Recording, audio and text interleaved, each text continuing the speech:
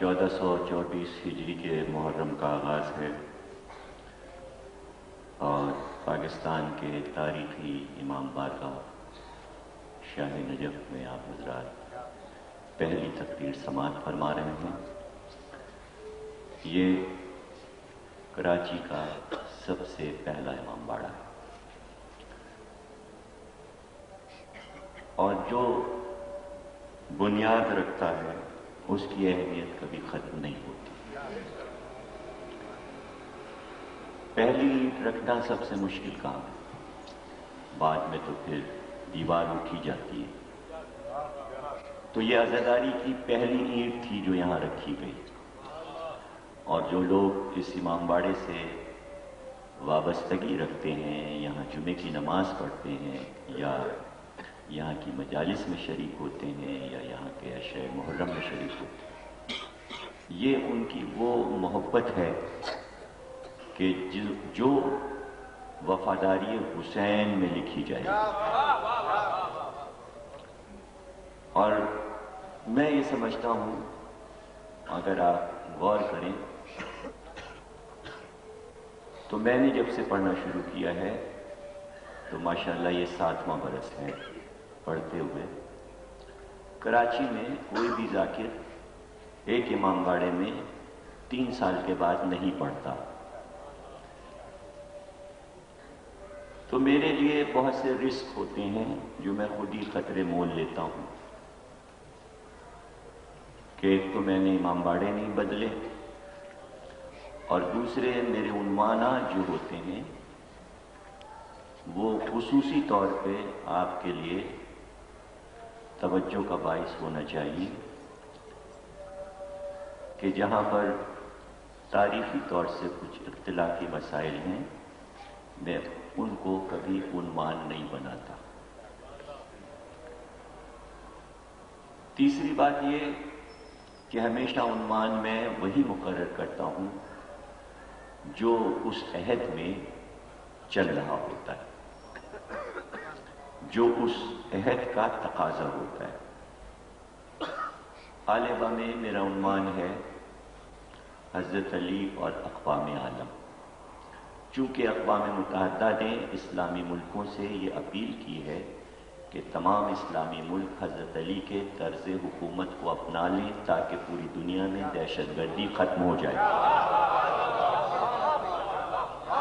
اس لیے غالباً کا عنوان یہ ہے کہ اس وقت کی ضرورت کیا ہے اور تمام اقوام عالم کو علی کا طرز حکومت کیوں یاد آیا،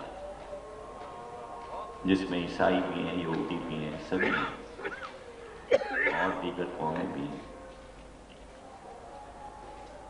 تو وہ سمجھے کہ آغاز ہے، اور یہ موضوع جو یہاں کا ہے میرے اعتبار سے اختتام ہے کہ جو کچھ اس وقت دنیا میں ہو رہا ہے اور جو نقشہ بن رہا ہے اس پہ غور کریں کہ اگر علی کا طرز حکومت نہ اپنایا مسلمانوں نے تو کیا ہوگا، وہ یہاں بتاؤں گا، وہ یہاں کے پورے عشرے میں بتاؤں گا کہ پھر کیا ہونے والا ہے اور دنیا کا نقشہ کیا بنتا چلا جا رہا ہے، کس طرح بدلے گا، اور پل پل کی خبر کہ اب کیا ہوگا، اب کیا ہوگا پہلے سے بتائے دیتے ہیں، بعد میں مسلمان یہ نہ کہیں ہم کو خبر نہ ہوئی۔ ہم کبھی بھی نجومیوں کی بتائی ہوئی باتوں کو قابل اعتبار نہیں سمجھتے۔ ہماری ملت، ہمارا عقیدہ تمام پیشین گوئی کرنے والے لوگوں کو جھوٹا سمجھتا ہے، چاہے وہ ناسٹراڈامس ہو یا کوئی بھی قدیم سے قدیم پیشین گوئی کرنے والا ہو، چونکہ خاطی انسان آگے کی بات نہیں بتا سکتا، دھپل کی باتیں تو کر سکتا ہے، ہو گیا تو ہو گیا، ہو گیا تو ہو گیا۔ لیکن ہم بات کر رہے ہیں کہ قرآن کیا کہتا ہے، ہمارے نبی نے کیا کہا اور حضرت علی نے کیا کہا، سب کچھ موجود ہے۔ لیکن مسلمان تیار نہیں ہے کہ کتاب کو کھول کے پڑھ کر اسے سمجھ لے کہ اب کیا ہونے والا ہے۔ تو کیا ہوگا اس دنیا میں اور کس منزل تک یہ دنیا پہنچے گی، اس عنوان کو سمیٹ کر ہم نے ظہور امام مہدی میں رکھ دیا۔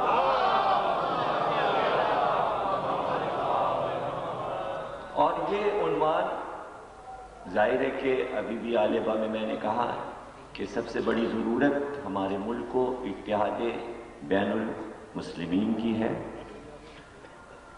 اور ہم یہ چاہتے ہیں کہ جس طرح ہمیشہ رہا ہے اتحاد، اسی طرح اتحاد رہے۔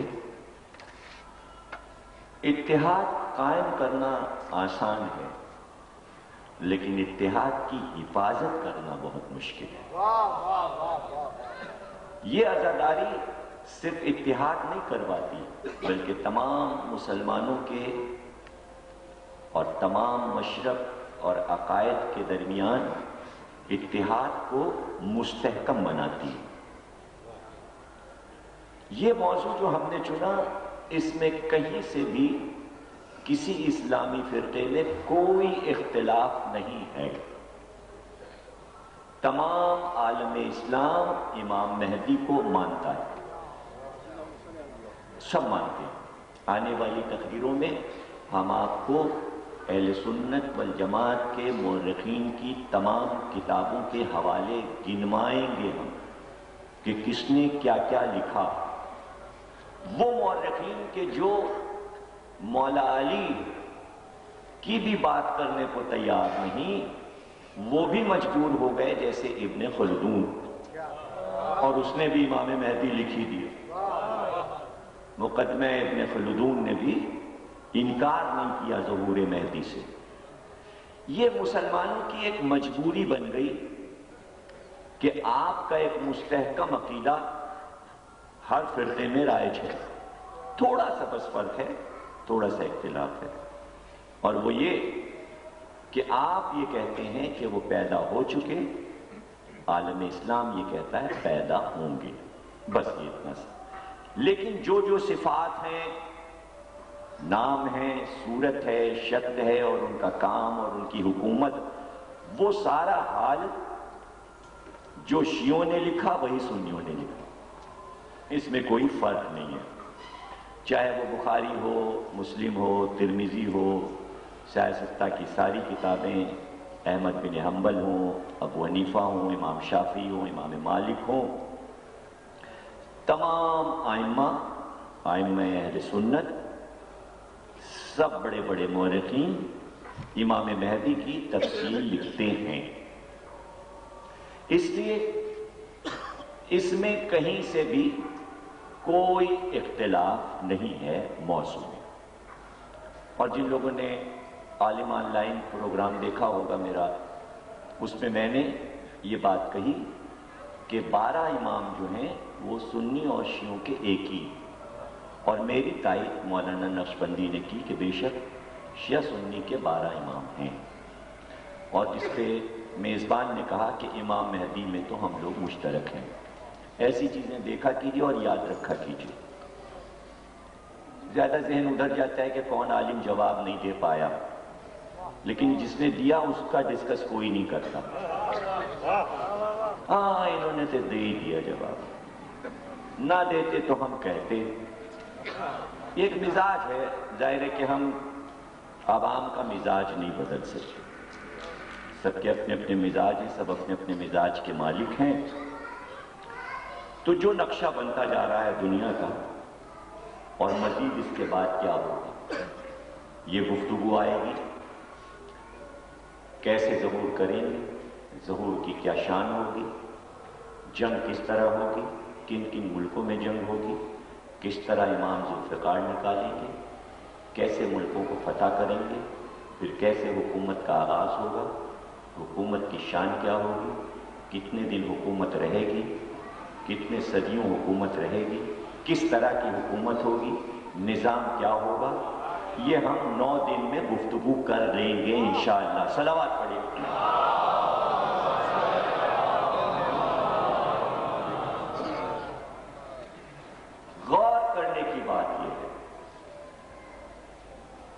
اہم ترین بات یہ کہ اس عقیدے کو سب نے کیوں تسلیم کیا؟ توجہ کیجیے گا، عالم اسلام کی نظر میں جب وہ ابھی پیدا نہیں ہوئے تو وہ امام کیسے بن گئے؟ چھوٹی چھوٹی باتیں سامنے کی ہیں، تمیز میں عرض کر دوں، سامنے کی باتیں توجہ ادھر نہیں جاتی، لکھتے سارے مورخین یہ امام مہدی، تو صرف نام لکھنے کی بات کر لیجئے کہ ایک بات تو عالم اسلام نے طے کر دیا کہ امام پیدا ہونے سے پہلے بھی امام ہوتا ہے۔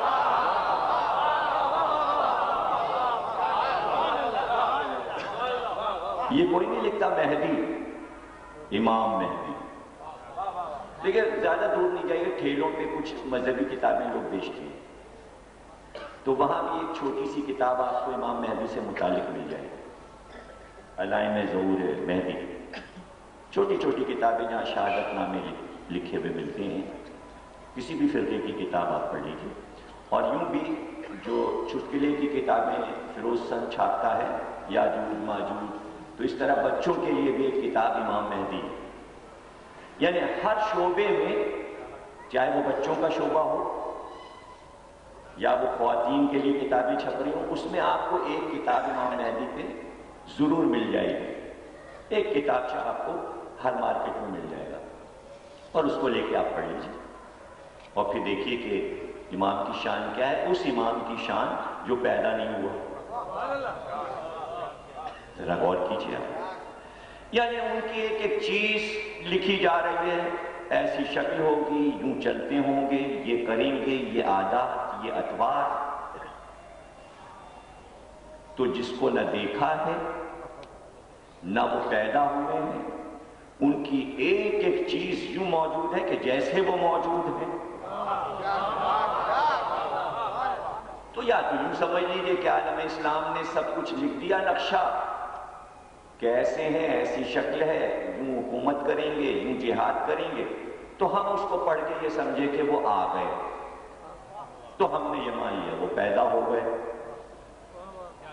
اب یا تو ہماری عقل میں فطور ہے یا پورے عالم اسلام کی عقل خبت ہو گئی ہوگی کہ جو پیدا ہی نہیں ہوا وہ زندہ چلتا پھرتا کیسے نظر آ رہا ہے۔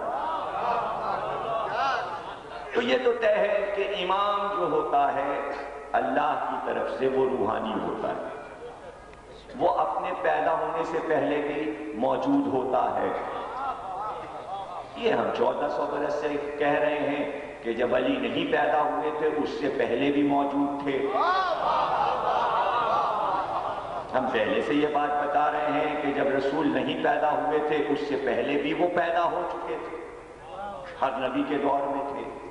باتیں ہیں سمجھنے کی، اور بہت جلد یہ ساری باتیں سمجھ میں آ جائیں گی، اس وقت سمجھ میں آ جائیں گی جب وہ آئیں گے۔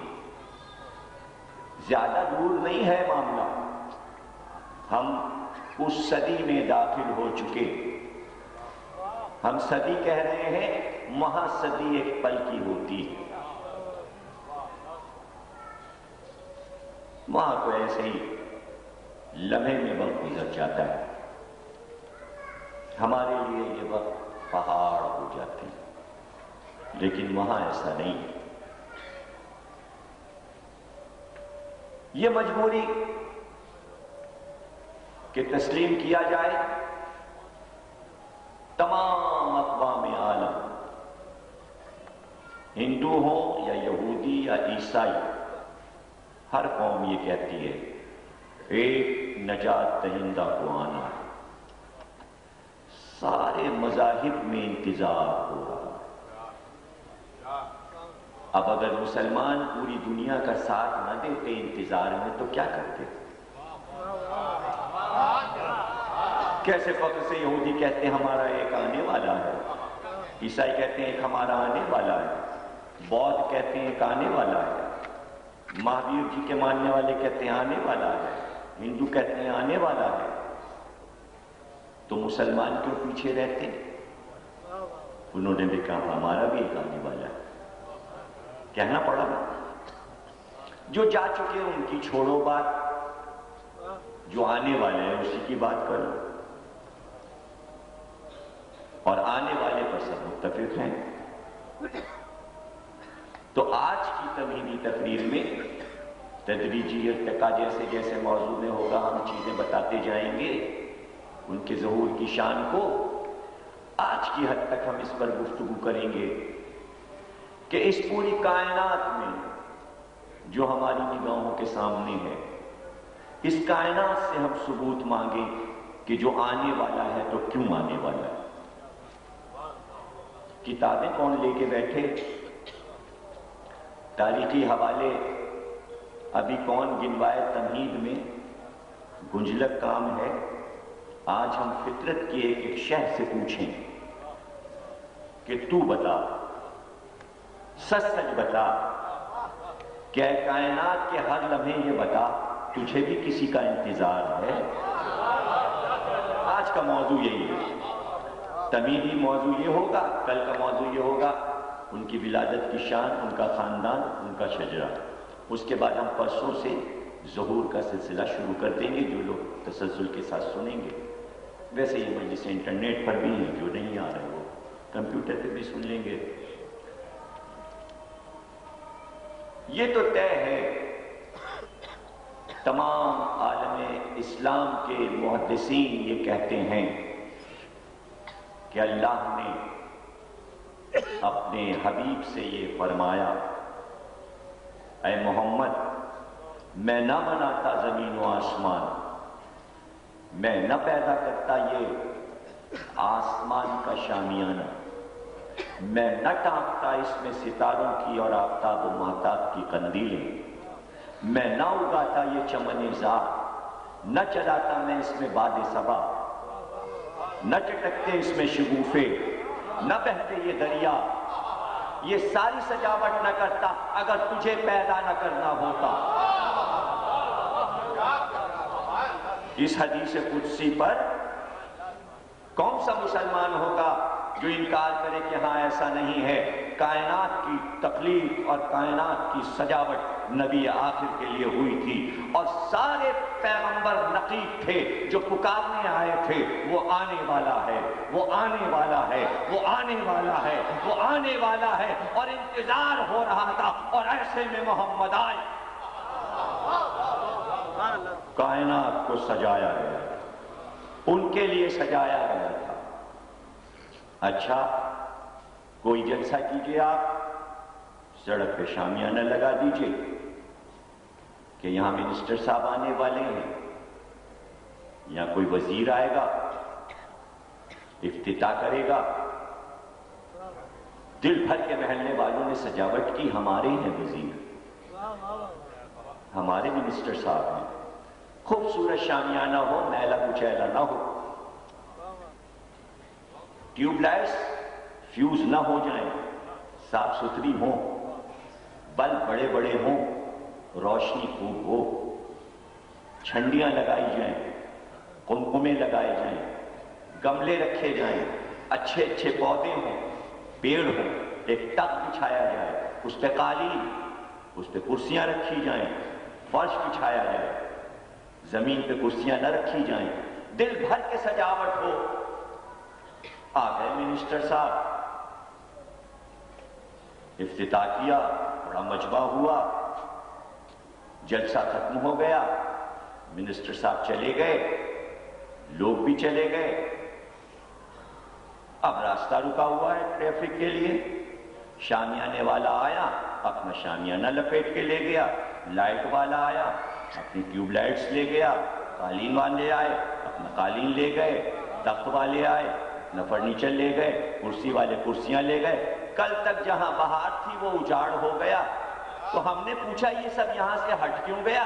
آپ کو معلوم نہیں، وہ آنے والے تھے، ان کے لیے سب کچھ سجایا تھا، وہ چلے گئے، اب یہ سب اجاڑ ہو گیا. اگر یہ کائنات محمد کے لیے بنی تھی تو اللہ جب وہ چلا گیا تو اب کیوں سجا ہوا ہے؟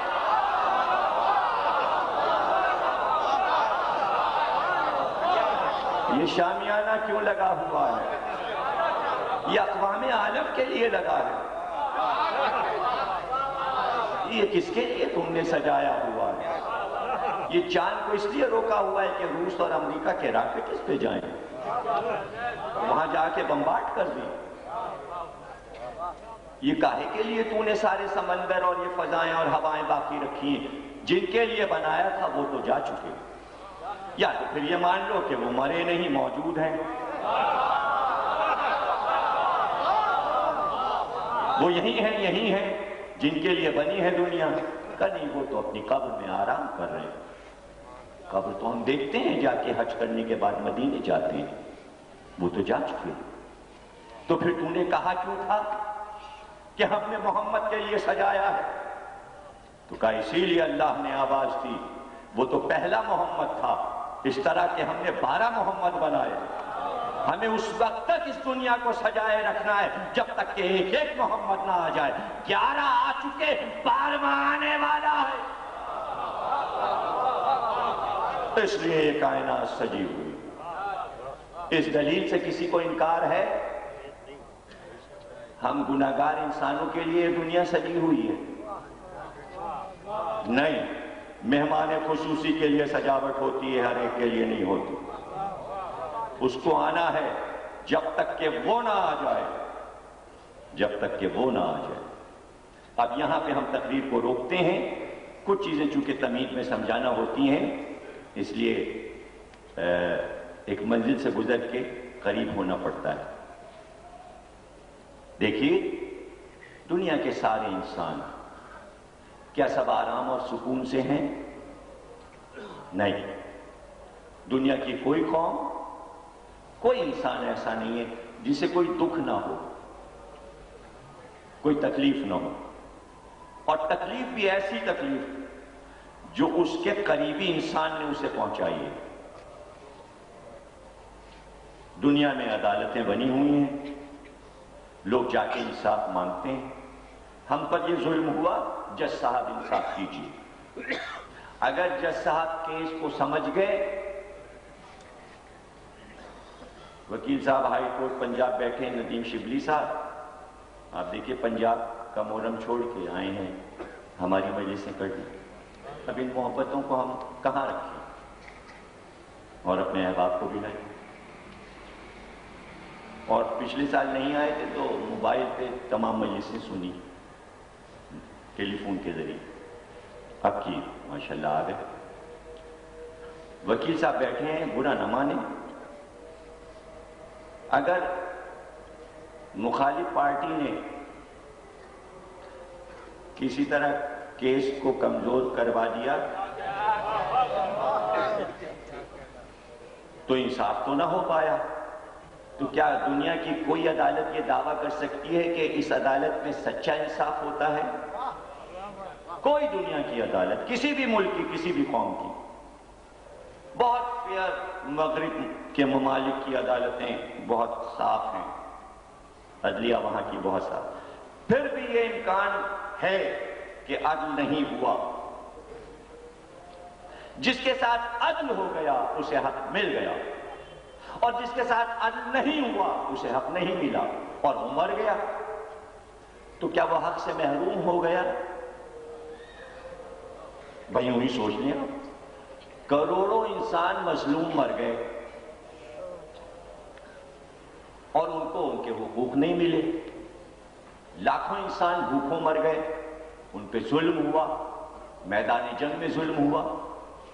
ناگاساکی جاپان میں ایٹم بم گرا دیا امریکہ نے، لاکھوں انسان جھلس کے مر گئے، اب تک جاپان رو رہا ہے۔ پوری دنیا میں آج بھی دیکھ لیں، جہاں جہاں لڑائیاں ہو رہی ہیں، مظالم ہو رہے ہیں، بچے قتل ہو رہے ہیں، لوگ قتل ہو رہے ہیں، خون بہہ رہا ہے، کون سی عدالت انہیں انصاف دے گی؟ حاکم ہے اللہ، عادل ہے اللہ۔ جب عادل وہ ہے تو وہ عدل کیوں نہیں کر رہا سارے مظلوموں کے ساتھ؟ تو اسلام اور قرآن جواب دیتا ہے کہ جس کے ساتھ یہاں عدل نہیں ہوتا وہاں عدل ہوگا۔ تو وہاں کا اشارہ جب آپ نے کیا تو وہاں کا نمائندہ جو عدل کرنے آئے گا تو اس لیے ایک کو آنا ہے۔ آپ سمجھے؟ جو مظلوم مر گئے ان کی داد رسی کے لیے ایک کو آنا ہے۔ تو پہلا جملہ جو آتا ہے کہ جب وہ آئیں گے تو دنیا کو عدل و انصاف سے بھر دیں گے، یہیں سے تو بات شروع ہو۔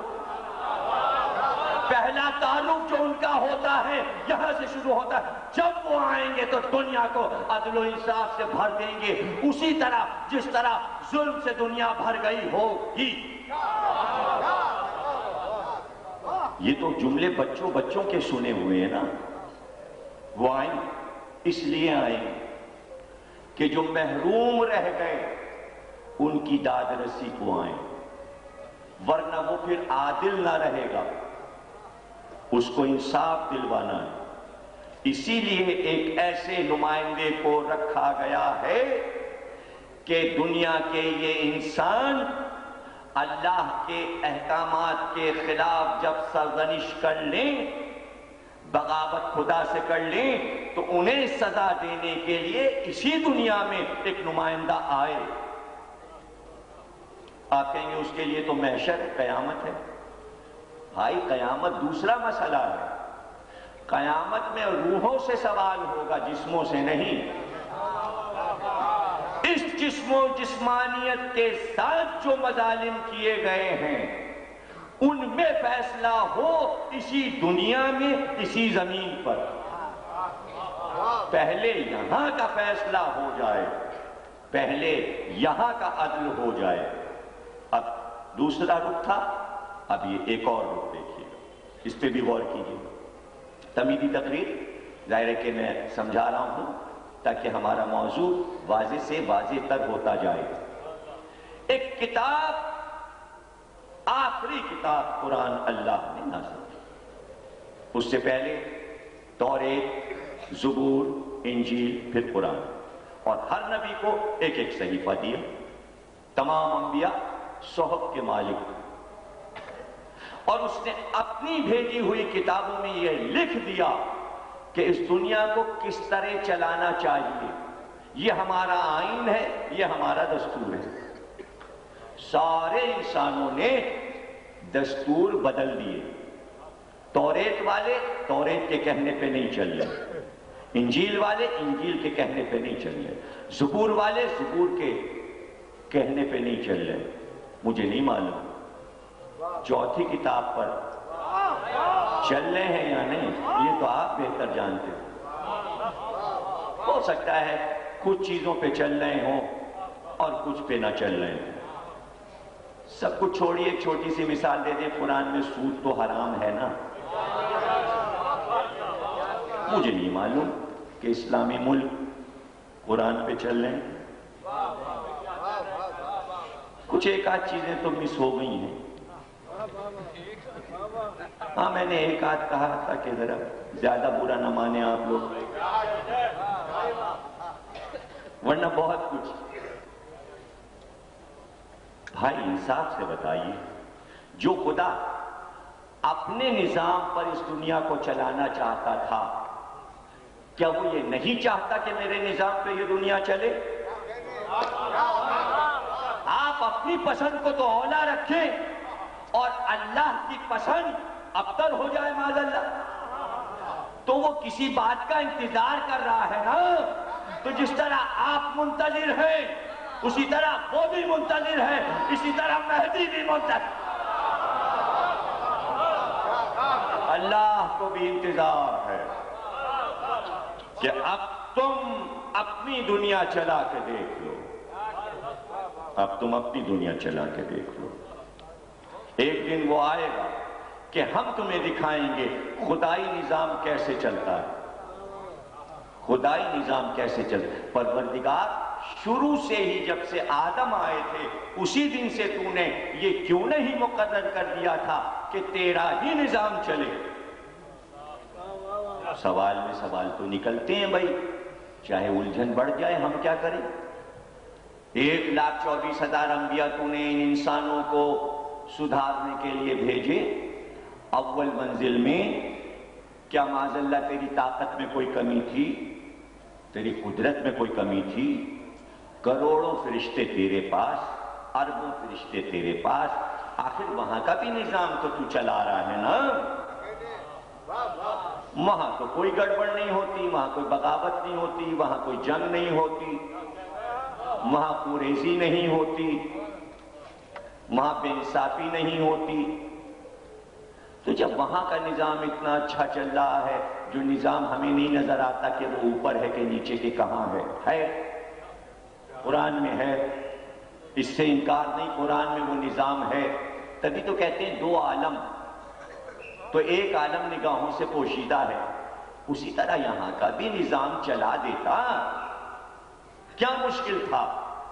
ساری کائنات کو تیرے فرشتے چلا رہے ہیں، تو نے ہی تو کہا ہے کہ ایک فرشتہ ہواؤں پہ مامور ہے، ایک فرشتہ پانی پہ مامور ہے، ایک فرشتہ آگ پہ مامور ہے، کچھ حاملین عرش ہیں جو عرش کو اپنے کاندھے پہ اٹھائے ہیں، چاند اور سورج اور ستاروں کو ملائکہ چلا رہے ہیں، ایک آسمان سے لے کر 7 آسمان تک، لو اور کرسی تک ایک نظام ہے تیرا جو چل رہا ہے، قاب قوسین او ادنیٰ تک، کہ جہاں جبریل کی حد ختم ہوتی ہے اس کے بعد بھی تیری ایک کائنات ہے، کہ جہاں کے حاکم کو بلا کے تو نے کہا یہ فرشتوں کی حد ختم ہوئی، اب تمہاری حد شروع ہوئی۔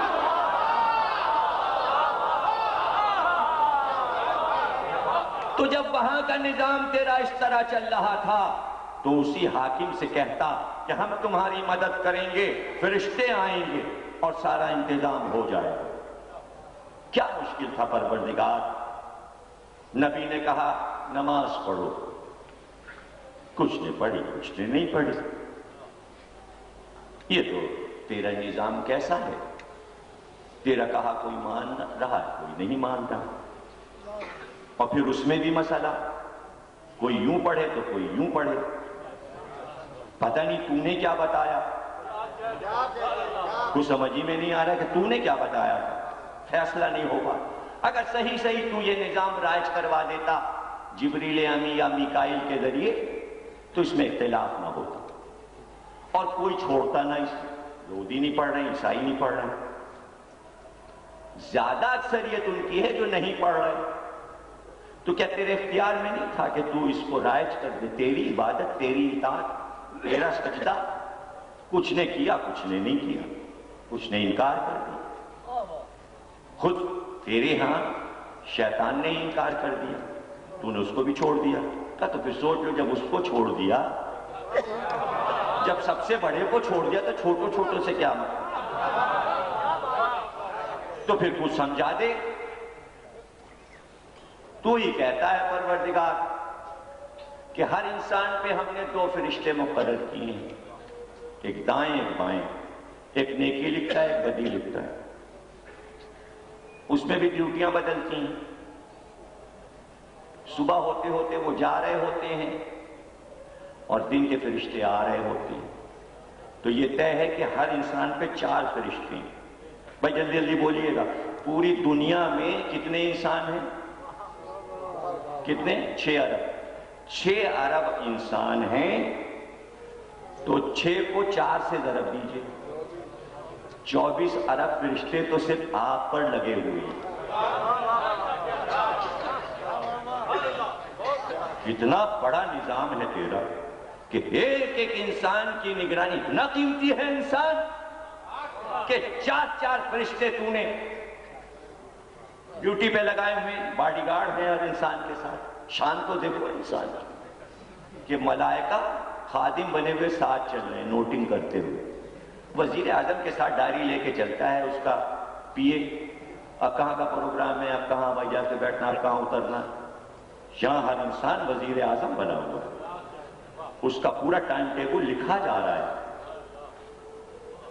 رات کے 2 اور دن کے 2 اور اس کے بعد جب وہاں پہنچے اندھیرے گھر میں تو وہاں بھی استقبال کے لیے 2۔ کیا شان ہے انسان کی پروردگار، جب 24 ارب فرشتے تو اس روئے زمین پر بھیج کر ڈیوٹی لگا رہا ہے، ایک اور سب پہ لگا دیتا، اس کا کام صرف یہ ہوتا کہ صبح کو سو رہے ہیں، جیسے ہی اذان ہوئی مارٹن روڈ میں، اس نے کہا اٹھو بھائی چلو صبح کی پڑھو، چلو صبح کی پڑھو۔ اس نے کہا سردی بہت ہے، مجھے کریں گے ٹھنڈا پانی، سردی میں وہاں جائیں، سونے دو، ابھی نیند پوری نہیں ہوئی، اتنی رات کو تو سوئے تھے ٹی وی دیکھ کے، میچ دیکھ کے، پھر اٹھانے کے لیے آئے۔ اچھا نہیں اٹھو گے؟ روح قبض کرتے ہیں، گلا گھوٹیں گے، ختم زندگی اگر آج کی نہیں پڑی صبح کی۔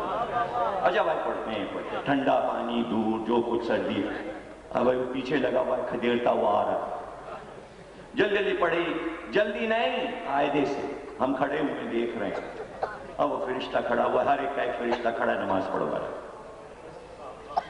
آفس میں بیٹھے ہوئے ہیں، ظہر کی اذان ہوئی، اٹھیے صاحب ظہر کی پڑھ کے، چلیے ساتھ میں ہمارے، پڑھوا لایا، جیسے مکتب میں بچوں کو لے کے بزرگ جاتے ہیں، عصر کی پڑھوائی، مغرب کی پڑھوائی، عشاء، رمضان آیا خبردار پردے کے پیچھے کچھ نہ ہو، ہم ادھر بھی ہیں ہم ادھر بھی، پورے روزے رکھنے، بہانہ کوئی چلے گا نہیں، ورنہ روح قبض کر لی جائے گی۔ موت کے خوف سے کون نہ نمازیں پڑھتا، اور کون نہ روزے رکھتا، اور کون نہ زکوٰۃ نکالتا، اور کون نہ خمس دیتا، عدل ہی عدل پوری دنیا میں ہو جاتا، ایک ایک فرشتے سے کام لے لیتا، جب 4 یہ ہیں، 2 قبر میں ہیں، 6 یہ ہیں تو ایک اور کا اضافہ، ساری دنیا کا نظام صحیح ہو جاتا۔ تو اس نے آواز دی ایک چھوٹے سے جملے میں، لا اکراہ فی الدین، ہمارے دین میں جبر نہیں ہے، ہم نے اسے خود مختار بنایا۔ اللہ نے انسان کی خود مختاری، اختیار ساری کائنات کا دے کر صرف آزمایا ہے، امتحان کی گھڑیاں ختم ہونے والی، لیکن جب امتحان ہو چکا ہوتا ہے تو پھر فیصلے کی گھڑی آتی ہے، اسی فیصلے کا نام امام مہدی ہے۔ صلوات پڑھیے۔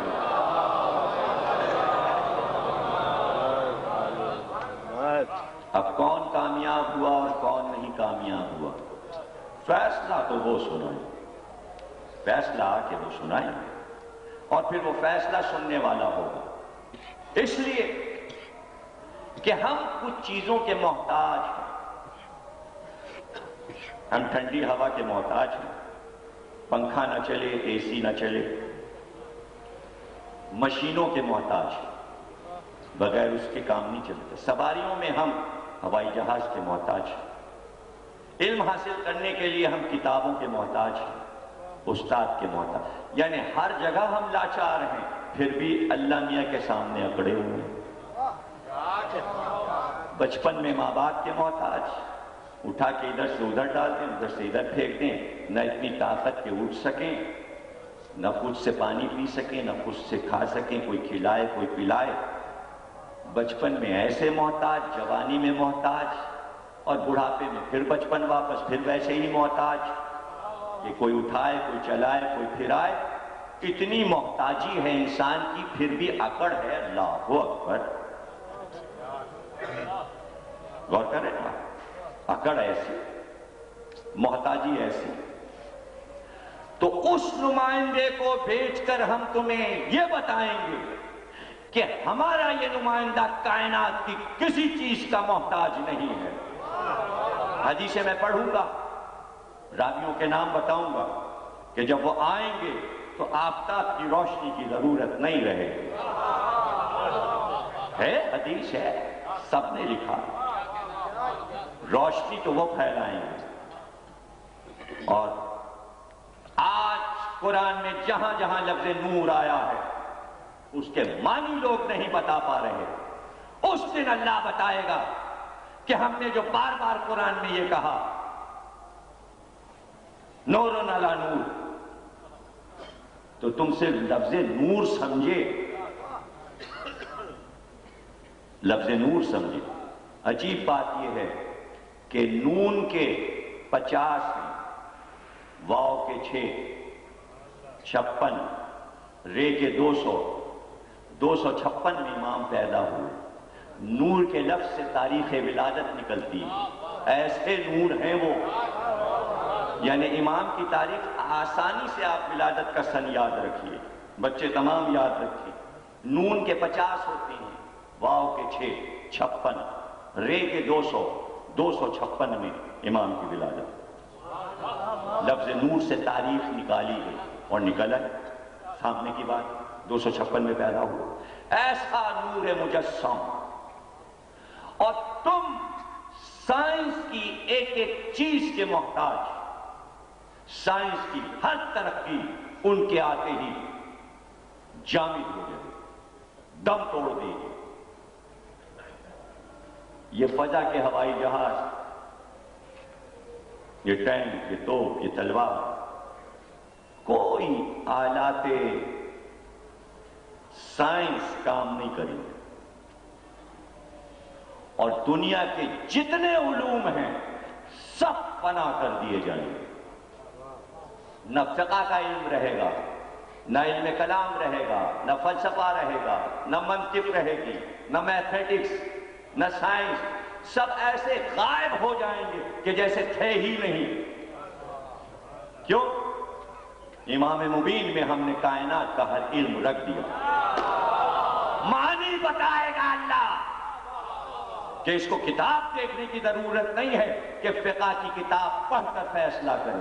جو ہم نے کہہ دیا یہ ہے فقہ، جو ہم نے کہہ دیا یہ ہے علم کلام، جو ہم نے کہہ دیا یہ ہے فلسفہ۔ یعنی کائنات کی کسی چیز کے محتاج امام مہدی نہیں ہوں گے، کائنات ان کی محتاج ہوگی۔ اور امام کی ایک تعریف یہ ہے کہ امام عوام سے احتیاج نہ رکھے بلکہ عوام اس کے محتاج ہوں، اسے کہتے ہیں امام۔ ایسا نہ ہو کہ امام کسی بچے کے جواب کا محتاج ہو، کہ امام بچے سے یہ کہے پھسلن ہے کہیں بارش میں گر نہ جانا پھسل کے، اور بچہ کہے میں تو گرا گرنے دیجئے، آپ نہ گر جائیے گا، اگر آپ گر گئے تو پوری قوم پھسل گئی۔ دکھاتے ہیں اس جملے کے فلسفے کا محتاج ہے انسان۔ بچہ بھی جواب دے سکتا ہے، دلیل قائم کر سکتا ہے۔ ہمارا امام جسے آنا ہے وہ کسی چیز کا محتاج نہیں۔ سواریاں اس کی اپنی، جسے آپ ہوائی جہاز کہہ رہے ہیں اس کا نام آپ نے ایروپلین رکھا ہے، سواریاں ان کے پاس موجود ہیں۔ آپ جسے پانی کا جہاز کہہ رہے ہیں، بحری بیڑے کہہ رہے ہیں، وہ ان کے پاس موجود ہیں، وہ ان کے اشاروں پہ چلتے ہیں، وہ مشین سے نہیں چلتے۔ تاریخ سے پوچھنا ہو تو سلیمان سے پوچھو کہ تخت سلیمان ہوا کے دوش پہ کیسے اڑتا تھا، سلیمان پرندوں کی بولیاں کیسے۔ یہ نمونے سب خدا پہلے دکھا چکا تاکہ انسان کو قبول کرنے میں تکلف نہ ہو۔ سب انجیل، تورات، زبور اور قرآن میں موجود ہے، تاکہ تم دیکھو محاورہ نہیں ہے صرف کہ شیر اور بکری ایک گھاٹ پانی پئیں گے۔ یہ محاورہ سمجھانے کے لیے حدیث کا سب سے عمدہ محاورہ ہے کہ جب وہ آ جائیں گے تو شیر اور بکری ایک گھاٹ پر پانی پئیں گے۔ یہ لطیفے بچوں کو پہلے سمجھائے جاتے تھے کہ شیر نے بکری سے کہا یہ ہمارا گھاٹ ہے، ہم تجھے پانی نہیں پینے دیں گے، کہانیاں ہیں۔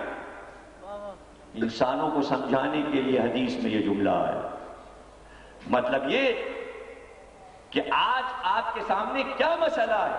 سب سے بڑا مسئلہ پانی کا ہے۔ جو زیادہ طاقت رکھ رہا ہے وہ زیادہ پانی کو قبضے میں رکھ رہا ہے، اور جو کمزور ہیں وہ اپیلیں کر رہے ہیں ہمارا پانی چھوڑ دو۔ لیکن جب وہ آ جائیں گے، یہ پانی کی مثال کیوں دی گئی؟ اس لیے کہ پانی اللہ کا تخلیق کیا ہوا ہے، اور اس نے کہا تھا صالح پیغمبر کے زمانے میں کہ جتنا حق اس پر انسانوں کا ہے اتنا ہی اونٹنی کا بھی ہے، لیکن انسانوں نے جانور کے حق کو تسلیم نہیں کیا اور اسے قتل کر دیا۔ یہ قصہ قرآن میں موجود ہے، اور یہ سورہ عید کے دن پڑھا جاتا ہے، عید کی نماز میں پڑھا جاتا ہے، والشمس والضحیٰ۔ اس کا بھی ایک تعلق ہے کہ عید کے دن کیوں پڑھا جاتا ہے یہ اونٹ والا سورہ. ناقے سے کیا ربط ہے؟ عید کے دن کا ناقے سے کیا ربط ہے؟ بہت سی باتیں. یہ پانی اور پیاس کا کیا ربط ہے عید کے دن؟ قرآن عدل الہی کا نمونہ ہے. وہ بار بار اپنی عبادت میں بھی انسان سے تقاضا کرتا ہے عدل کو نہ بھولنا. عدل کی راہ سب سے مشکل راہ. تمام انبیاء اور ائمہ کے لیے یہی وہ منزل تھی کہ جہاں عوام نے اعتراض پر اعتراض کر دیے، جہاں کسی امام یا پیغمبر کی کسی بات پر اعتراض ہو جائے، سمجھ جائیے کہ یہ عدل نبوت کو نہیں سمجھا، یہ عدل امامت کو نہیں سمجھا، اور یہ اعتراض نبی اور امام پہ نہیں ہے، اللہ پہ جا رہا ہے. اور اس کو میں کئی بار سمجھا چکا ہوں یہاں کے عشروں میں مثال دے کر کہ اللہ نے شیطان کو کیوں چھوڑ دیا اور اسے سزا کیوں نہیں دی. جب اس نے آدم کے سجدے سے انکار کیا تھا تو وہ اپنی قدرت سے، اپنے جبروت سے سجدہ کروا سکتا تھا، لیکن کیوں نہیں کروایا؟ اس لیے نہیں کروایا کہ جیسے ہی وہ اس کی پیشانی کو پکڑ کے چھٹاتا آدم کے سامنے، کر سجدہ، جا نہیں سکتا یہاں سے بغیر سجدہ کیے، تو اکڑ کے کہتا نہیں بس چلا مجھ پہ تو ظلم سے سجدہ کروایا. اللہ ظلم اپنے پاس نہیں رکھتا، اللہ ظالم نہیں ہے. یہ کائنات صرف اس لیے چلی جا رہی ہے اپنی مرضی سے کہ وہ ظالم نہیں ہے. وہ ظالم نہیں، صرف ایک ہی بات کو کہلوانا ہے اللہ کو ان انسانوں سے کہ اس کا اقرار کرو کہ ہم نے 1,24,000 جو انبیاء بھیجے انہوں نے کبھی کسی پہ ظلم نہیں کیا. چونکہ میں ظلم نہیں کرتا اس لیے میرے انبیاء ظلم نہیں کرتے، اس لیے میرے اولیاء ظلم نہیں کرتے. سب سے بڑی مثال انبیاء اور اولیاء کی یہ ہے پہچان. سچا نبی کون ہے؟ سچا ولی کون ہے؟ سچا اللہ والا کون ہے؟ ایک پل کو بھی اس سے ظلم نہ ہو. یہی تو کمال ہے، یہی پہچان ہے. آپ اگر پہچاننا چاہیں تو اس لمحے پہ پہچان لیجئے سچے امام کو. بیعت ہو رہی تھی، اجتہام تھا، لوگ ٹوٹے پڑ رہے تھے کہ نہج البلاغہ میں علی کو کہنا پڑا کہ وہ اجتہام ہوا بیعت کرنے کے لیے کہ میرے پیر کے انگوٹھے چھل گئے اور اس بھیڑ میں حسن اور حسین کچل گئے. اتنا مجمع تھا، ٹوٹے پڑ رہے تھے لوگ بیعت کرنے کے لیے، میری بیعت کرنے کے لیے مجمع ٹوٹا پڑ رہا تھا. سبھی آ رہے تھے، علی سب کو پہچان رہے تھے، اب کون آیا، اب کون آیا. اور ایک بیعت کر کے جانے والا آواز تھی واپس آ. ابن ملجم پھر بیعت کر، 3 بار بلایا کہ پھر بیعت کر. یہ تو کسی کے ساتھ نہیں ہوا. جب چلنے لگا آخری بار تو صاحب سے مڑ، یہ ہے میرا قاتل، یہ ہے میرا قاتل. بس تلواریں کھینچ گئی. مولا اس کو مار دیجئے، اسے قتل کر دیجئے. کہ کیوں قتل کر دوں؟ کیا جرم ہے اس کا؟ کیا اس کی خطا ہے؟ ابھی اس نے مجھے قتل کہاں کیا، کس بات کی سزا دوں؟ مزاج ملائیے، مزاج ملا. اس کو سب کی قسمتوں کا حال معلوم ہے کہ کون سا انسان دوسرے انسان پہ ظلم کرے گا، لیکن نہ رزق بند کرتا ہے نہ موت دیتا ہے، آزادی سے جینے دیتا ہے اور رزق بھی دیتا ہے. پتا ہے نمرود کیا کرے گا، فرعون کیا کرے گا، یزید کیا کرے گا، حامان کیا کرے گا، شداد کیا کرے گا، مگر جینے دیتا ہے، حکومتیں دے دیتا ہے، پہلے سزا نہیں دیتا. اسلام میں جرم سے پہلے سزا نہیں ملتی، اسے کہتے ہیں امام عادل. اس نے ابھی اقدام کہاں کیا کہ میں اس کو قتل کروں؟ اسے کہتے ہیں امام جو اپنے قاتل کو پہچانے اور چھوڑ دے، جو اپنے قاتل کو پہچان کے چھوڑ دے. فرات کے گھاٹ پہ صفین میں قبضہ ہو گیا، پانی بند کر دیا گیا. علی کے لشکر کا حسین کو بلایا کہ بیٹا تم مختصر سا لشکر لے کے جاؤ، پانی لے کے آؤ۔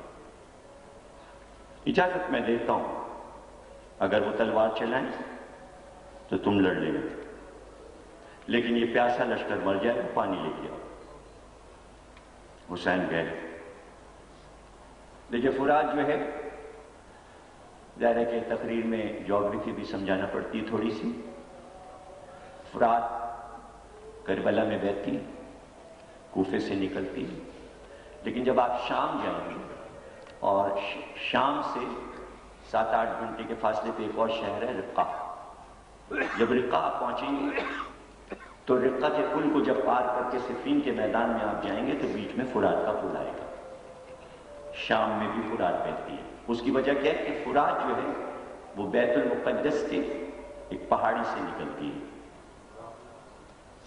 اور وہاں سے بہتی ہوئی فلسطین سے ہوتی ہوئی شام ہوتی ہوئی فرات عراق تک آ کے ایران سے نکلتی ہوئی پھر جا کے سمندر میں گر جاتی ہے۔ تو گھبرائیے گا نہیں کہ شام کے ملک میں فرات کے کنارے صفین کی لڑائی ہوئی تھی۔ میں تو دیکھ کے آیا ہوں پورا میدان، اس کا سفر نامہ بھی میں نے لکھا ہے، آپ اسے پڑھیں گے، شام کا سفر نامہ، اس میں تفصیل میں نے لکھی ہے۔ اس فرات میں جا کے ہم نے ہاتھ منہ بھی دھویا، پانی کو قریب سے چھو کے بھی دیکھا۔ حسین گئے،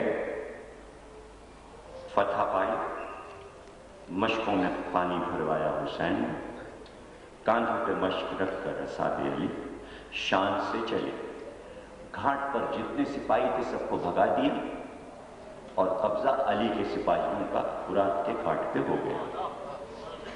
جیسے ہی علی کے اصحاب نے اور سپاہیوں نے گھاٹ پہ قبضہ کیا فرات کے، کچھ لوگوں نے نعرہ لگایا، انہوں نے ہمارا پانی بند کیا تھا، اب ہم انہیں پانی نہیں لینے دیں گے۔ یہ بات علی کے کانوں تک پہنچ گئی، کہا خبردار ایسا مت کرنا، انہوں نے تمہارا پانی بند کیا، ہم ان کا پانی نہیں بند کرنا، جو وہاں سے پانی لینے آئے اس سے تعارض نہ کرنا، پانی لے جانا۔ آپ نے دیکھا آج جو اقوام متحدہ کہہ رہا ہے علی کا طرز حکومت اپناؤ، علی کے طرز حکومت میں کسی کا پانی نہیں چھینا جاتا، اور وہی حکومت کا طرز لے کے علی کا پوتا آنے والا ہے اور اسی طرز کو رائج کرے گا جو یہاں کا موضوع ہے۔ حسین پانی لے کے چلے، راستے میں کچھ سپاہی جب تک جنگ تھی تو پیاس سے تڑپ رہے تھے، دیکھا ایک شخص جہاں بلب ہے پیاس، اس کی آواز پر حسین رک گئے، کہ ٹھہرو اس کو پانی پلا لیں پھر چلتے، یہ پیاسا بہت۔ گھوڑے سے اترے، اپنے ہاتھ سے بش کا دہانہ کھول کر جامعہ لبریز کر کے اس کو پلایا۔ جب اس نے پانی پی لیا سیر ہو گیا، کا اور چاہیے، اگر پیاس نہیں بچی تو اور پانی، کہیں سیر ہو گیا۔ جب پانی اس نے پی لیا تو حسین نے کہا یاد رکھیے گا عاشور کے دن اے شمر، حسین کا یہ پانی پلانا، اسے کہتے ہیں امام عادل، یہ ہے امام عادل۔ قرآن کا حکم کہ پانی پر ہر انسان کا مساوی حق ہے، مذہب اور ملت میں پانی تقسیم نہیں ہوتا۔ آج آپ کے ملک میں پانی بہت بڑا مسئلہ ہے، دریاؤں کا بہت اہم مسئلہ ہے، سارے دریا کشمیر سے نکل کے پنجاب میں آتے ہیں، ہندوستان میں پاکستان کا پانی روکا ہوا ہے، ایک مسئلہ ہے، تو کیا مسئلہ حل ہو جائے گا؟ اور ایسے پوری دنیا میں پانی کا مسئلہ ہے، جب تک امام نہیں آئیں گے یہ مسائل کیسے حل ہوں گے؟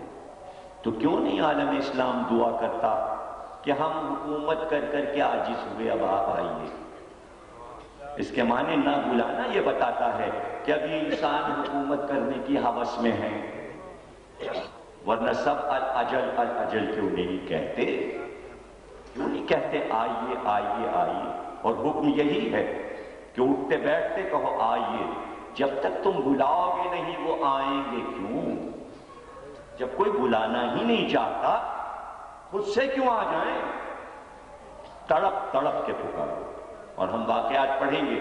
جب بلایا ہے محبت سے تو وہ آئے گی، اور جب بلایا جاتا ہے تو آ بھی جاتا ہے. اور جو مسائل انہوں نے حل کیے ہیں، اب یہ فلسفے ہیں امامت کے، سوالات پیدا ہوں گے، ہم خود ہی سوال کریں گے، ہم خود ہی جواب دے دیں گے تاکہ مسائل آپ کی سمجھ میں آ جائیں کہ اگر وہ ہیں تو ان کے ہونے کا فائدہ کیا ہے، انسانوں کو کیا فائدہ پہنچ رہا ہے.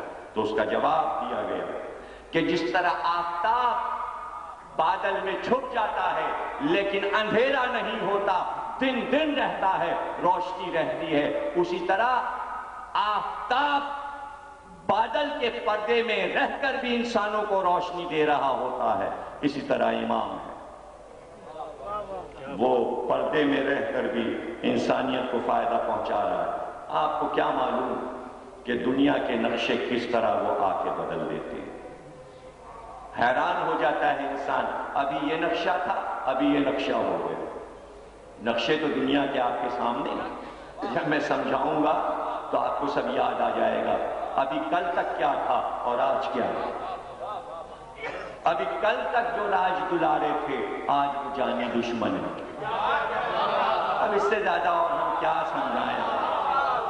یہ نقشے کون بدل دیتا ہے، یہ نقشے کون بدل رہا ہے. ہو سکتا ہے کچھ چاہنے والے پکار کے کہتے ہیں بس مولا بہت ہو گئی، کچھ آ کے نقشہ بدل دیجیے. تو اس طرح نقشے بدل جاتے ہیں. اور وہ ہم بتائیں گے کہ انہوں نے کس طرح خط لکھا اور خط لکھ کر یہ کہا. کیا تم یہ سمجھتے ہو ہم تم سے غافل ہیں؟ نہیں، ہر آن تم ہماری نگاہ میں. اور یقین کرو یہ جملہ بہت قیمتی ہے آپ کے لیے، اسے بنا کے تعویذ گلے میں لٹکا لیجیے. اس جملے امام زمانہ کا یہ جملہ اپنے تعویذ میں لٹکا لیجیے. فرمایا کہ اگر ہم تم پر نظر عنایت نہ رکھتے تو آج اس روئے زمین پر تمہارا وجود نہ ہوتا، تمہیں فنا کر دیا ہوتا اس دنیا نے. تم جو باقی ہو لاکھوں دشمنوں کے درمیان میں، یہ ہماری نظر عنایت ہے، یہ ہماری نظر عنایت. ہم تمہیں ہر وقت دیکھتے رہتے ہیں اور اپنی حفاظت میں رکھتے ہیں.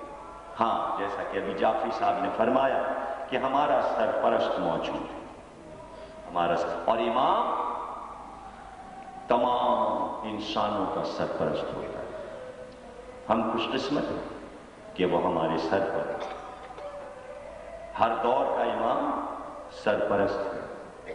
ہو گئی تقریر، وقت تقریباً کامل ہوا. تمہیدی تقریر تھی، کل انشاءاللہ عرض کریں گے تفصیل سے، اور اس کے بعد موضوع اپنی منزل تک پہنچے گا. حسین اپنے عہد میں سرپرست تھے، علی اپنے عہد میں سرپرست تھے. کہتے ہیں کہ عجیب نقشہ تھا 28 رجب کو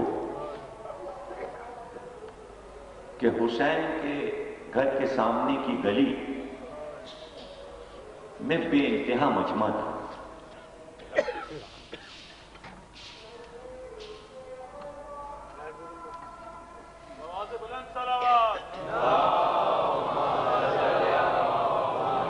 بیوائیں اور یتیم بچے رو رو کے حسین سے کہہ رہے تھے ہمارا سرپرست اب ہمیں روٹی کون کھلائے، اب ہماری خبرگیری کون کرے. ایک فریاد تھی کہ ہمارا امام جا رہا. بڑا شور تھا اور راوی کہتا ہے، اور یہ روایت جناب ام سلمہ سے بھی ہے، کہ جس دن رسول دنیا سے اٹھے اس دن مدینے میں اتنا گریہ ہوا تھا، یا پھر ہم نے اس دن دیکھا جس دن حسین مدینے سے نکلے. اللہ بہو گئی تقریر. چند لمحوں کی زحمت، قافلہ آگے بڑھ چکا تھا. عباس چاہتے تھے کہ گھوڑے پہ سوار ہو جائیں کہ اس مسرہ کا پردہ ہٹا. ایک کنیز سیاہ چادر اوڑھے باہر آئی اور کہا شہزادے آپ کی مادر گرامی ام البنین آپ کو بلا رہی۔ عباس ماں کی خدمت میں آئے، کاماں رخصت کر چکی تھیں، پھر یاد کیا کہاں بیٹا ایک بہت ضروری بات کہنا ہے، اور وہ یہ کہ عباس تمہارے ساتھ یہ حسین نہیں جا رہا، یہ فاطمہ کی روح جا رہی ہے، یہ فاطمہ کی جان جا رہی ہے۔ اے عباس حسین کو میں تجھ سے لوں گی، حفاظت میں کمی نہ ہو۔ آنکھ سے چند آنسو عباس کے ٹپکے، باہر آئے، گھوڑے پہ سوار ہو گئے، بدو جملے۔ تقریر ہوئی، کل مسائل میں بھی ربط رہے گا انشاءاللہ، جیسا کہ ہر سال رہتا ہے کہ میں ربط کے ساتھ مسائل پڑھتا ہوں۔ قافلہ آگے بڑھا، ایک گرد سی اٹھی، تیز گھوڑے تھے، اونٹ تھے، قافلہ آگے بڑھا، سرحد مدینہ سے، وسیل مدینہ سے قافلہ کچھ دور آگے بڑھ چکا تھا، اور آخری بار عباس نے ہاتھ میں پرچم تھا، گھوڑے پہ سوار تھے، پورے قافلے کا طواف کیا کہ کہیں کوئی کمی تو نہیں۔ پہلے آگے گئے، پورے قافلے کو دیکھتے ہوئے، اونٹوں کی قطاروں کو، پانی کی مشکیں موجود ہیں، غلام چل رہے ہیں، اسباب، چھولداریاں، قناتیں سب موجود ہیں۔ اس کے بعد دوبارہ سامنے سے ہو کر آگے آگے حسین چل رہے تھے، حسین کا طواف کرتے ہوئے پھر واپس ہوئے، پھر اس طرف سے نگرانی کرتے ہوئے پیچھے کی طرف۔ اب جو قافلے کے آئے تو دیکھا، عجیب عالم دیکھا کہ ایک بچی روتی ہوئی اور یہ کہتی ہوئی بابا ایک بار تیز گھوڑے کو عباس نے پھر دوڑایا اور حسین نے کہا آقا قافلے کو روک دیجئے۔ کہا کیوں عباس، اب تو ہم چل چکے، تیاری سب مکمل تھی۔ کہا آقا قافلے کے پیچھے پیچھے سغرا روتی ہوئی آ رہی، سغرا آ رہی، روکو قافلے کو روکو۔ حسین عباس کے ساتھ واپس چلے، دیکھا ام البنین، ام سلمہ، تمام بنی ہاشم کی بیویاں سغرا کو سنبھالے، قافلے کے پیچھے پیچھے، قافلے کے پیچھے پیچھے روتی ہوئی سغرا کو لیے۔ کیا بات ہے سغرا، ہم تو رخصت ہو چکے تھے تم سے۔ کہا بابا ایک بار اور علی اصغر کو دکھا دیا، میں اپنے ننھے بھائی کو ایک بار اور دے۔ اسی وقت غلاموں کو بلایا، کہا قناتیں لگا دو، رباب کا اونٹ لاؤ، یہاں پہ روکو، رباب کی سواری اتارو، ہماری اتارو۔ ناقے کو روکا گیا، کہا رباب سغرا آ رہی ہے، کہتی ہے ایک بار علی اصغر کو اور دکھا دو۔ سغرا آئی، علی اصغر کے قریب آئی، سغرا کی خوشبو پائی، ام رباب کی گود سے ہمک کر علی اصغر سغرا کی گود میں آئے، سغرا نے لپٹایا، پیار کیا۔ اب علی اصغر سغرا کے کاندھے سے لپٹے ہیں، بڑی دیر ہو گئی۔ حسین نے کہا سغرا قافلہ چلنے میں دیر ہو رہی ہے، لاؤ علی اصغر کو لاؤ۔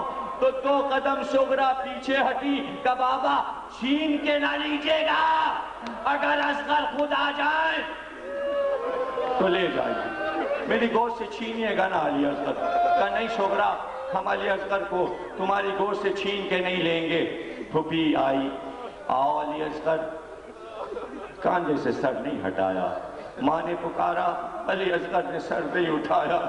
حسین ایک بار قریب آئے، جھک کر علی اصغر کے کان میں کچھ کہا، ایک بار علی اصغر چوک کر سغرا کی گود سے حسین کی گود میں آ گئے۔ کہا بابا یہ بتائیے میرے ننھے بھائی سے کیا کہہ دیا؟ کہ سغرا اتنا کہا ہے کہ اگر تم نہیں جاؤ گے تو کربلا میں ہرملا کا تیر کون کھائے گا، اور محشر میں نانا کی امت کو کون بخشے؟ ماتم حسین حسین۔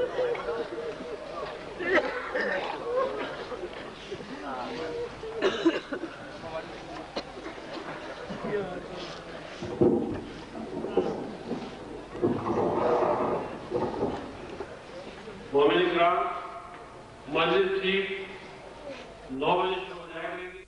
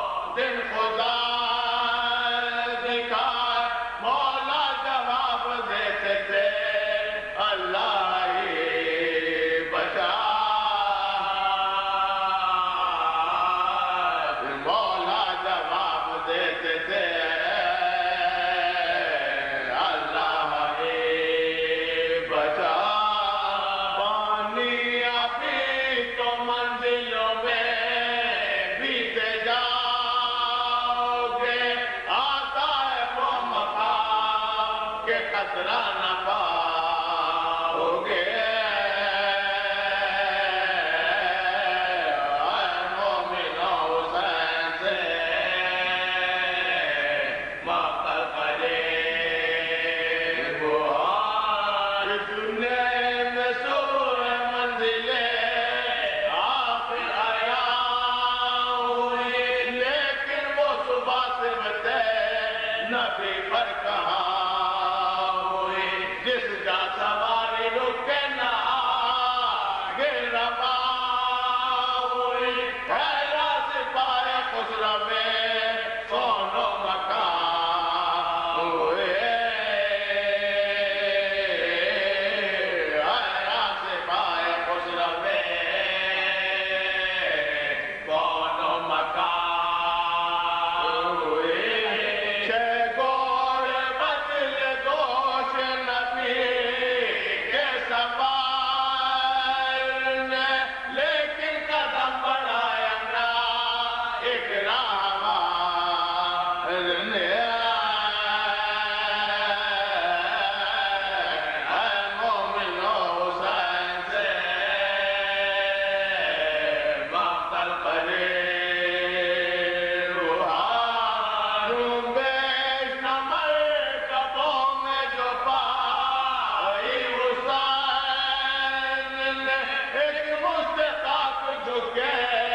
उठाए हुसैन ने खुद सूंगी और बहन को सूंगा हुसैन ने। हम शीर की सुनी है दुहाई हुसैन ने। हम शीर की सुनी है दुहाई हुसैन ने।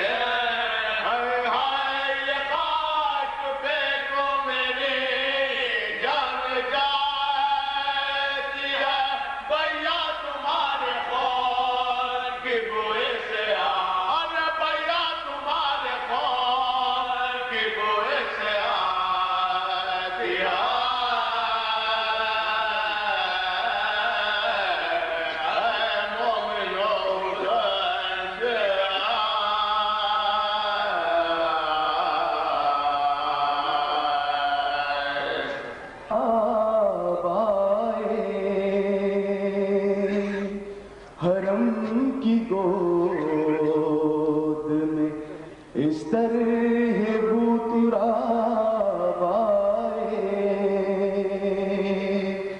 हरम की गोद में इस तरह बूतराब आए। नबी के कल्ब पे जैसे कि किताब आए। नबी के कल्ब पे जैसे कि किताब आए। हरम की गोद में मैं उस इमाम का कायल हूँ जिसकी महफिल से मैं उस इमाम का कायल हूँ जिसकी महफिल से मेरे सवाल से पहले मेरा जवाब आए। मेरे सवाल से पहले मेरा जवाब आए। हरम की गोद में उठा लिया दर खैबर तो जाए हैरत क्या। उठा लिया दर खैबर तो जाए हैरत क्या। ये हुक्म आताब आए, ये हुक्म दें तो हथेली पे आताब आए, हरम की गोद में। इसीलिए हुई वही ये किताब में ताख़ीर, इसीलिए हुई वही ये किताब में ताख़ीर। अली किताब सुना ले तो फिर किताब आए, अली किताब सुना ले तो फिर किताब आए, इसीलिए हुई वही ये किताब में ताख़ीर। अली किताब सुना ले तो फिर किताब आए, अली किताब सुना ले तो फिर किताब। जी के अशरे मुहर्रम की इमाम बारगाह शाह नजफ में दूसरी तकरीर आप हज़रात समाअत फरमा रहे हैं। ज़हूर इमाम महदी सल्लल्लाहु खुसूसन जवानों के लिए और बच्चों के लिए इस उन्वान का इंतखाब किया है, और इस हदीस को याद रखें आप हज़रात के उन्वान की अहमियत क्या है।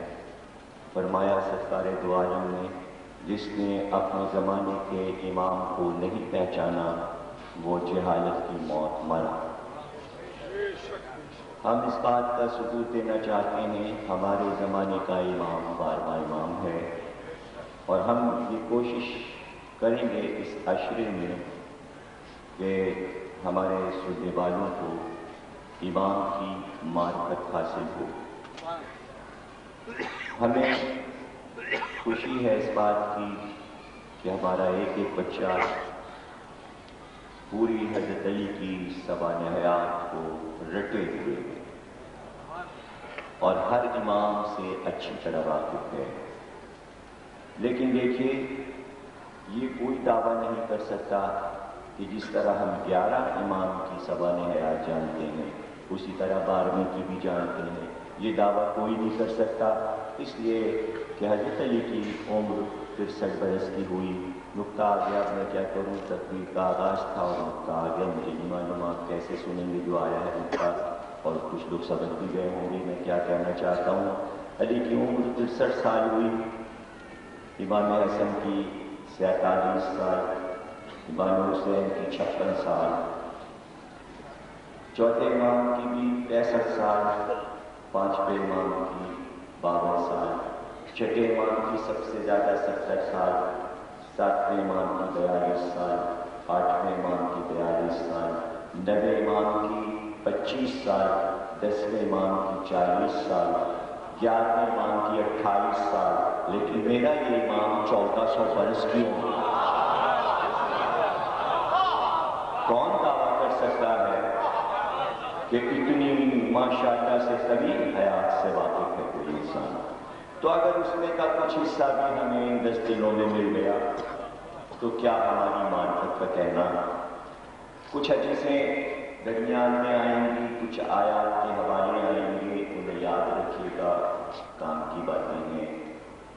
और मैं ये समझता हूँ कि मज़मून वाक़ा से ज़्यादा मार्फत का, ये आप आरिफ बनकर इस मौजूद को सुना, और यही मेरी कामयाबी होगी कि आप इन बातों को महफूज करें और याद रखें। देखिए, मौला अली के फ़ज़ाइल की कोई कमी नहीं है, और जितने कहिए मैं पढ़ता हूँ, अशरे पेशरे पढ़ूँ, सब नए होंगे वाक़यात मौला अली के, इसलिए कि उनसे ज़्यादा वाक़यात तारीख़ किसी और को लिखे भी नहीं। सबसे बड़ी ज़कीम ज़मानियात हज़रत अली की, हमारा वो इमाम जो हमें देख रहा है और जिसके लिए यह हदीस है कि नहीं मरता कोई मोमिन जब तक कि अपनी हयात में इमाम की 2 बार ज़ियारत न करे, लेकिन नहीं उसे मालूम होता कि वो इमाम से मिला। क्या कहना उनकी मोहब्बत का कि अपने चाहने वाले को 2 बार जमाल दिखाते हैं, दीदार कराते हैं। एक बार तो हयात में मिलते हैं और एक बार अली के साथ बाली के। ये दूसरी ज़ियारत होती है। इसी के साथ साथ एक और हदीस मैं आपको सुनाता हूँ हुजूर की, कि ये पूरी दुनिया जिसे आर्स कहते हैं, जिसे जमीन कहते हैं,